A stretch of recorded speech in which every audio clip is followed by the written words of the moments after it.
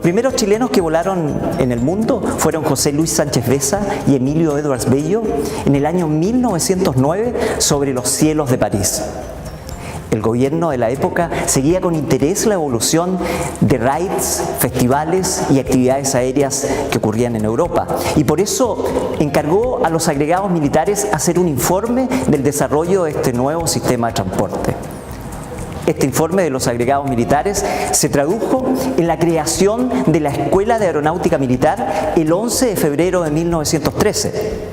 Sobre este tema hablaremos hoy con el historiador del Museo Nacional de Aeronáutico y del Espacio, Eduardo Werner Cavada.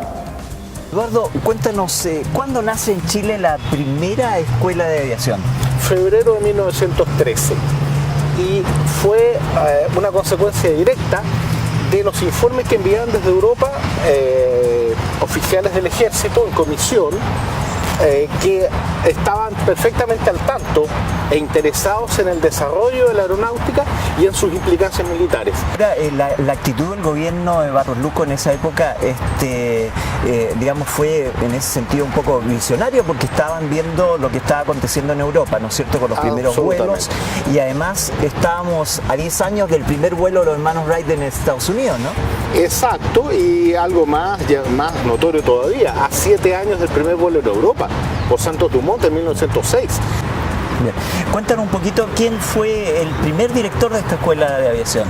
El capitán Manuel Ábalos Prado, un brillante oficial de ejército, quien por sus cualidades personales fue designado para liderar el grupo que marchó a Europa en 1912 para recibir instrucción como pilotos y como mecánicos en otro caso, y hacerse cargo del mando de la escuela cuando esta es creada formalmente en febrero del año 13. Ahora, tengo entendido de que cuando Manuel Ábalos Prado, ¿no es cierto?, se hizo cargo de esta escuela en forma interina, prácticamente esto era un peladero.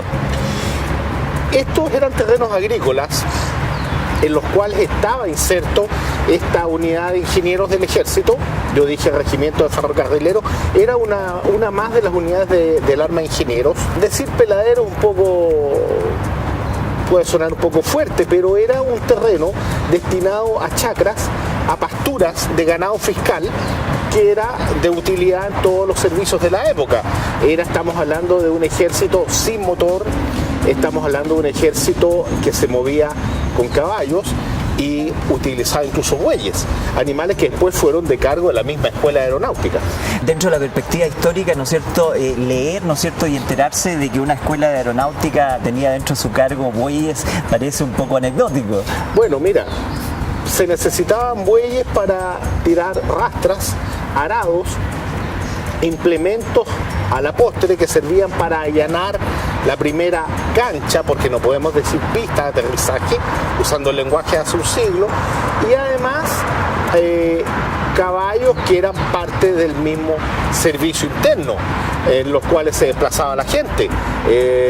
Los escritos de la época se decía que Manuel Ábalos, ¿no es cierto?, y algunos de sus primeros mecánicos que empezaron, y la dotación que empezó en esta escuela aeronáutica, también más de alguna vez tomaron palas y picotas para poder allanar el terreno, ¿no?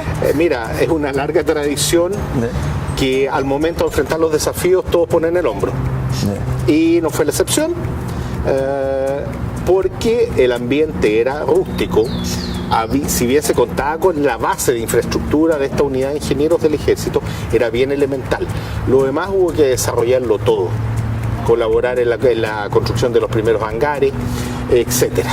Así es que sí, hubo una participación común. Cuéntanos un poco cómo era el Chile, el Santiago de 1913. Primero y fundamental, increíblemente más pequeño de lo que soy, incomparablemente más chico. Segundo, con un acceso a la tecnología moderna en términos de servicios públicos que ya existía, había red telefónica, servía por distintas empresas, el transporte era en base a tranvías eléctricos, uno de los cuales llegaba aquí a la Escuela de Aeronáutica, junto a esta ciudad que se abría a la modernidad, ya un Chile que se abría a la modernidad, no al desarrollo. Existía una gran masa de población en condiciones muy desmejoradas. ¿Cuáles fueron los primeros aviones con que contó esta escuela de aeronáutica militar? Muy buena pregunta. Mira, así como la instrucción del primer personal se efectuó en Francia, el primer material de vuelo fue el mismo origen. De varias marcas, Blériot, de Perduzan, Breguet, Sánchez Besa, estos últimos construidos por un chileno que vivía en Francia. Estos aviones en cantidades pequeñas, un ejemplar de uno, unos 4 o 5 de otro, es decir, no fue una gran partida. Integraron el primer material de vuelo de la Escuela de Aeronáutica y en ellos se formaron los primeros pilotos. Perfecto. Estos comienzos de la aviación, ¿no es cierto?, de la Escuela de Aeronáutica en 1913, ¿podríamos denominarlo, como tú dices, la época heroica de la aviación? Mira, sí, es un término usado desde hace mucho tiempo, del cual quizá se ha abusado, pero absolutamente cierto. Heroico, ¿por qué? Porque era un desafío, a pesar de que había una base industrial detrás, que había gente con buena preparación técnica detrás de la mantención y todo, pero se trataba de aviones estructuralmente frágiles, materialmente frágiles, con motores poco confiables y que representaban en sí mismos modelos sujetos a permanente modificación. Era una época en la cual tu modelo de avión no se esperaba que durara como un modelo de punta más de un año. Y aviones que estructuralmente no se les podía pedir muchas, usando el término actual, horas de vuelo, dado que estaban hechos de madera, principalmente, madera y tela, con muy poco metal. ¿Cuándo se hizo el primer vuelo, ¿no es cierto?, aquí en esta escuela aeronáutica? A ver, los aviones empezaron a llegar aproximadamente en noviembre de 1912.